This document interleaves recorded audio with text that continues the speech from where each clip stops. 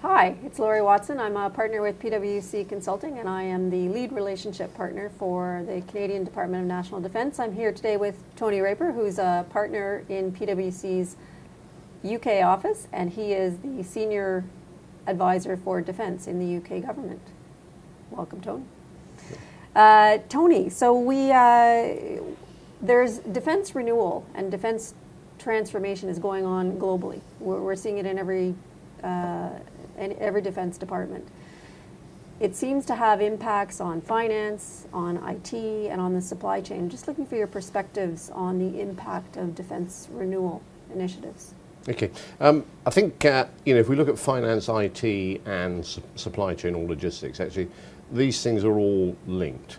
You don't necessarily need full financial transformation to do some of the others, but clearly you need the finance function to be sufficiently, if you like, intelligent and supporting of what you're trying to do elsewhere. And of course, IT is the enabler. So perhaps if we try and focus this from perhaps a logistic viewpoint, and what is it that one needs on the logistics side. So as I said, on the logistics side, above all, you're going to need to understand costs, you're going to need to understand accounting, and above all, you need accurate and timely information.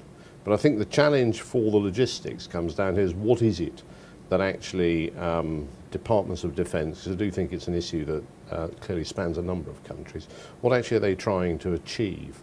Is it cost savings? Is that the overriding task? Is it operational readiness? Is it actually a balance of the two? And above all, what's the risk that they're really prepared to take in achieving that? What's their appetite?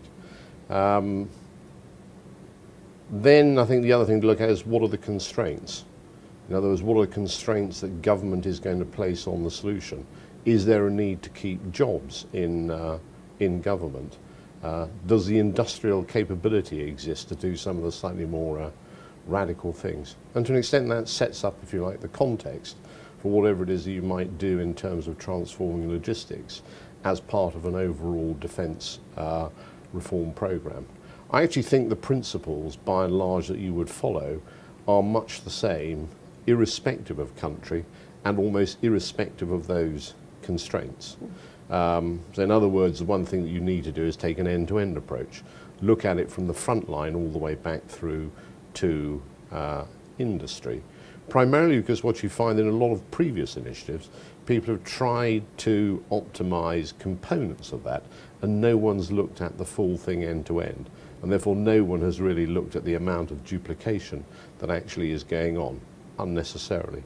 I think the other thing with support, given that it invariably has got an equipment connotation to it, you need to look at things from a through life perspective. Not merely how do you buy equipment, but how do you support it through life, and how do you optimise those operating costs. I think there are a number of other principles then that one needs to apply when you're looking at logistics. Those are really about how do you configure for the most likely scenario, the most likely operation, because logistics is there really to support operations. Where do you concentrate your resources and material? Where are the sensible points to do that? How do you optimise asset availability? How do you ensure above all that you've got an effective and efficient supply chain? So I think those sort of principles really apply throughout. To my mind, there's always a fair bit of analysis that needs to be done, which actually means someone has got to get into the detail. And I'm afraid I would always start with cost. So what really drives cost and what really drives performance? And quite a lot of organisations look at that. What they then tend not to go as far and look at is, so what actually are the levers that you've got that enables you to do something about controlling that cost and controlling that performance? Because that actually then tends to tell you those are the sort of things that you have to manage. I think then when it then comes to how do you now embed that transformation, because that's really the difficult bit, is how do you actually change behaviours? How do you change behaviours, in particularly on the military, not to over-demand, to over-insure, and therefore we have quote-unquote too much stuff, and in the wrong places. And how do you really understand risk? Because ultimately what you're trying to achieve is the right level of operational readiness. I think a number of things come through then on the information side there, that you need the right management information, you need the right cost information, and you need the right industrial capability. But I think the point that I would leave this with is that above all you need the right leadership that's actually prepared to drive through that sort of change and actually, if you like, overcome some of the natural reluctance that there will be to do things in a fundamentally different way. Thanks, Tony, for the insight. you. That was great. So for more information, please check us out on our public sector website.